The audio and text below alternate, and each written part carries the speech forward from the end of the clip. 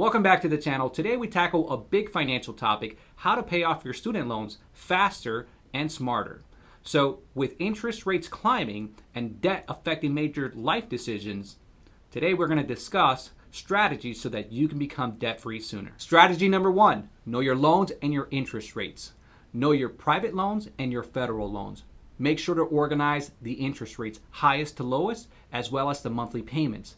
Why does this matter? Well, private loans usually have higher interest rates and lower repayment options, while federal loans usually have income-driven repayment options and forgiveness programs. A good source to check out is studentaid.gov, where you can gather a lot of this information. Strategy number 2, prioritize the right loans, the snowball effect, and the avalanche method.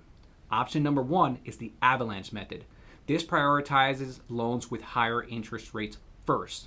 Now, over the long term, you'll pay less in interest using this option. Now, this is great for people who are long-term savers.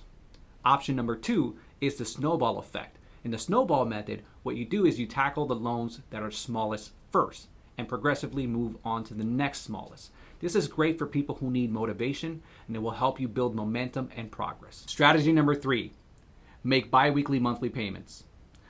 How does this work? Instead of making one monthly payment, split your payments into 2 every single 2 weeks. If you do this, you'll send 1 additional payment per year. Why does this work? Well, over time, you'll pay less in interest rates into your student loans. Now, this may shave months and even years off of your repayment plan. Strategy number 4, refinancing for lower interest rates. Here are some refinancing basics. Refinancing consists of taking multiple loans and combining it into one loan with a lower interest rate. Now, by doing this, this can significantly reduce your monthly payment and can also help you potentially save thousands of dollars in interest rates. So, when does refinancing make sense?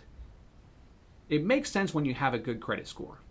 Also, it makes sense when the interest rate that you're lowering it by is significant and meaningful, usually 2 or 3% better.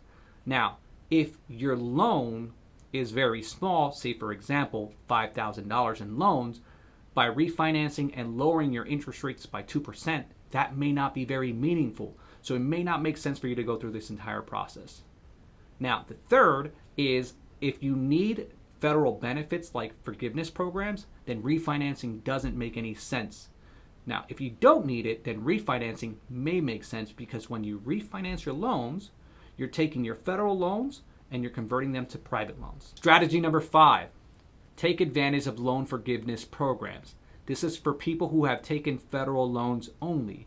The first is the Public Service Loan Forgiveness Program.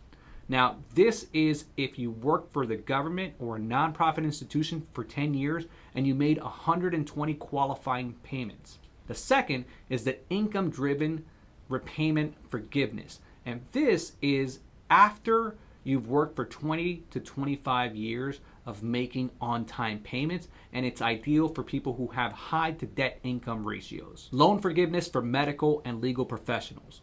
Doctors and nurses may qualify for the NHSC loan repayment plan.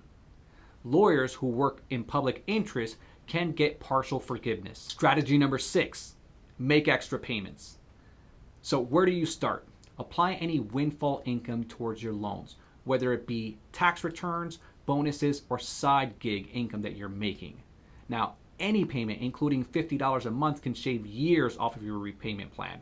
A good example of this is taking a $30,000 loan with 6% interest and paying it off in 10 years. If you did so, you would pay a total of $9,967 in interest.